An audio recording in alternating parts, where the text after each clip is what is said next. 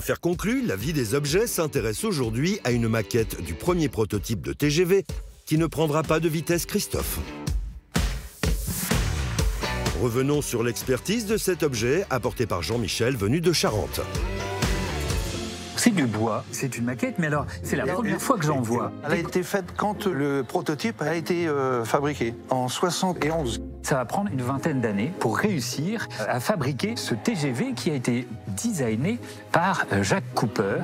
C'est lui qui a imaginé cette ligne fuselée particulièrement reconnaissable. On lui a demandé de faire un train qui ne ressemble pas à un train. Je vous propose 150 € d'estimation. J'espère que ça parlera aussi à nos acheteurs. Nos marchands vont-ils prendre le temps de se prononcer pour ce train à grande vitesse? Alors on voit arriver cette maquette, c'est pour la présentation du projet TGV en 74, donc on est complètement dans mon enfance. C'est sympa, je trouve, comme ça. Et puis c'est un sacré format quand même. C'est une belle réalisation. Ça nous fait plaisir de voir ça. On est tous dans une nostalgie, on a un truc comme ça réveille quelque chose. Je le trouve tellement beau. Je vais commencer à 100 €. Eh ben 200. 250 pour voyager. 400, allez. 420. 500. 500. C'est déjà pris Ex aequo. 500. 600. On arrive à 600 €. Stéphane est vraiment très impliqué dans les enchères. Est-ce qu'il y a encore des Français dans la salle? Non, ça y est, moi je me retire. Autour de tout ça, il y a une passion peut-être pour des collectionneurs, je sais pas, je doute, est-ce qu'il faut que j'aille plus haut? Et finalement, je me lance, allez, je me dis, il faut que j'achète cet objet. 630. 40. 50. 680. Vous voulez approcher, cher monsieur? Allez-y, avec Joanne. Non, 690 quand même, juste pour moi. Bon, on va arrondir à 700. Affaire conclue. Je ne sais pas encore où je vais avec cette maquette, mais c'est un très bel objet. Je vais réfléchir à ça avec mon artisan et on va trouver un très beau projet de présentation pour cette maquette. C'est au cœur de l'Indre, à Issoudun, dans l'atelier de Christophe, que ce train est sorti de son train-train pour faire peau neuve. Comment ça va? Et puis toi? Me revoilà dans de nouvelles aventures. Ben ouais. Bon, t'as reçu mon TGV. C'est la maquette originale. L'idée, c'est de ne pas chercher à la restaurer ou quoi que ce soit, mais plutôt d'étudier un socle ou une sorte d'étagère, de tablette murale sur laquelle on va juste poser notre maquette pour la mettre en valeur. Quelque chose de sobre, de chic, qui rappelle un petit peu, pourquoi pas, un quai de gare. Ouais, en éclairage, on peut mettre des lampadaires, on peut mettre de l'éclairage un peu indirect. Moi, ça me plaît. Allez, on est parti. Alors, j'ai quelque peu anticipé, j'ai été voir un pote menuisier pour me couper des grandes planches bien épaisses pour mon étagère. Je vais pouvoir réaliser l'assemblage avec ça. En même temps, dans la foulée, je me suis procuré quelques petits accessoires. Un petit bandeau LED avec des piles, des vis pour les fixations des planches, des supports pour suspendre l'étagère au mur. Je me suis récupéré des petits balastres pour équiper mes lampadaires, un support pile avec un interrupteur, du tube pour faire justement mes lampadaires, de la gaine thermorétractable, je vais en avoir besoin, et puis une petite équerre à champ plat pour faire le montage avec mon petit bandeau pour éclairer la totalité du TGV.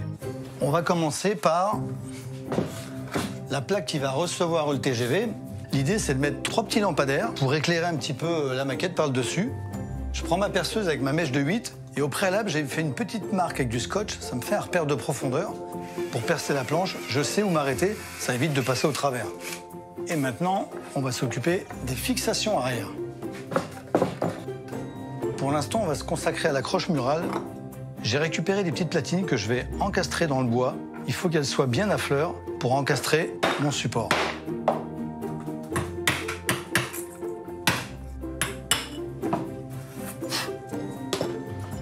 Super, ça dépasse pas, j'ai plus qu'à la fixer.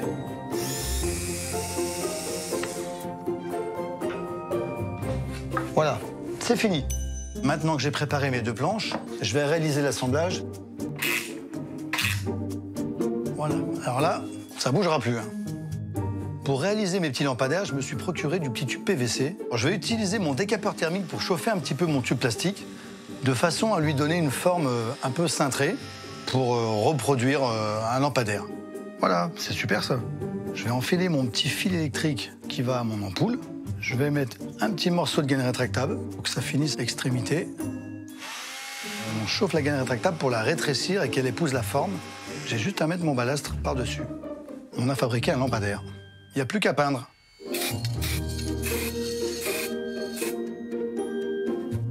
On a choisi noir parce qu'on se dit que le orange du TGV va mieux ressortir sur un fond noir.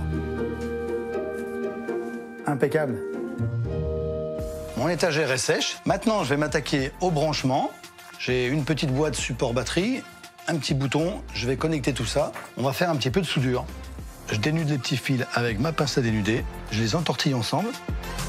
Comme ça, c'est prêt à recevoir un petit coup d'étain sur le fil à l'aide de mon petit fer à souder.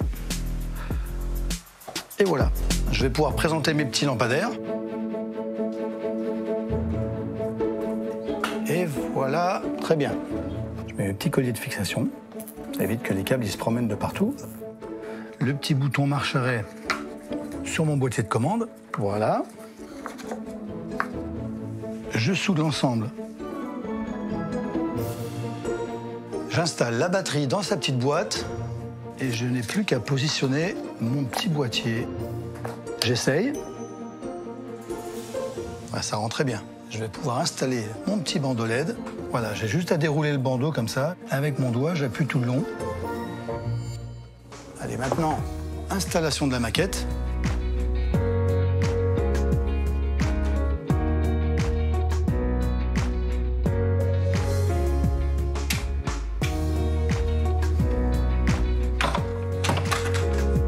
Ouais, là, super. Avec une petite lumière tamisée, c'est vraiment parfait.